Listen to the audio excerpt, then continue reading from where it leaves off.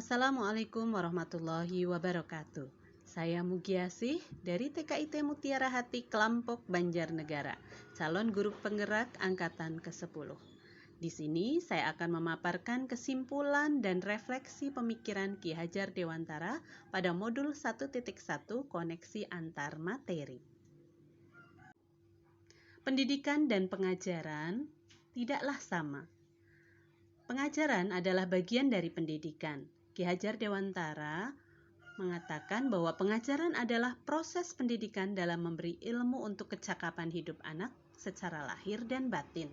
Sedangkan pendidikan pada hakikatnya adalah menuntun atau memberi tuntunan terhadap segala kekuatan kodrat yang dimiliki anak agar mencapai kebahagiaan dan keselamatan setinggi-tingginya baik sebagai manusia maupun sebagai anggota masyarakat.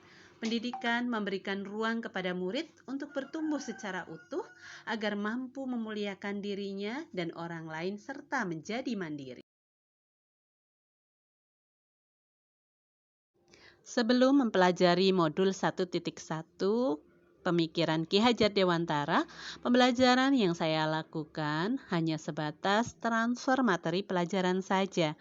Saya menganggap ketuntasan penyampaian materi lebih penting daripada memahami karakteristik murid. Biasanya dalam pembelajaran saya hanya optimal di beberapa aspek perkembangan saja, aspek kognitif, fisik motorik, dan mengabaikan aspek perkembangan yang lain.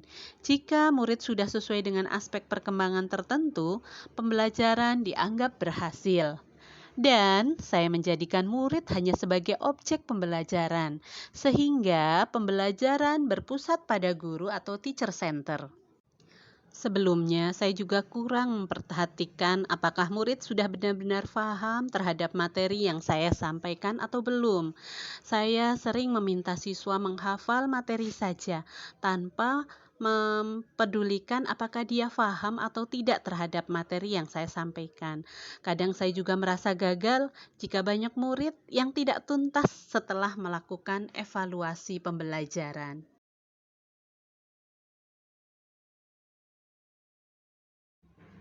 Setelah mempelajari modul 1.1 tentang pemikiran Ki Hajar Dewantara, saya menyadari bahwa apa yang saya pikirkan dan lakukan selama ini kurang tepat. Sebagai guru, seharusnya saya melakukan pembelajaran secara menyeluruh, bukan hanya aspek perkembangan tertentu saja. Kemudian menjadikan murid sebagai subjek pembelajaran, sehingga murid memiliki kebebasan berekspresi, mengungkapkan pendapat, berkreasi sesuai dengan metode dan media pembelajaran yang tepat. Sebagai guru juga harus menjadi fasilitator dalam proses pembelajaran. Kemudian pembelajaran juga dikemas dengan cara yang menyenangkan dan berpusat pada murid. Guru juga harus memahami karakter masing-masing murid sehingga dapat memberikan kesempatan kepada murid untuk tumbuh dan berkembang sesuai kodratnya. Yang dapat saya terapkan dalam pembelajaran di kelas antara lain merancang pembelajaran yang interaktif dan menyenangkan dengan melibatkan murid sesuai dengan metode student center. Kemudian saya akan menerapkan pembelajaran abad 21 sesuai dengan pemikiran Ki Hajar Dewantara, berpikir kritis, kreatif, komunikatif, dan kolaboratif. Kemudian peran guru dalam pembelajaran tidak lagi menuntut, tetapi menuntun sesuai dengan potensi yang dimiliki. Kemudian mengenali karakter dan latar belakang murid dengan menjalin komunikasi yang baik. Itu sangat penting.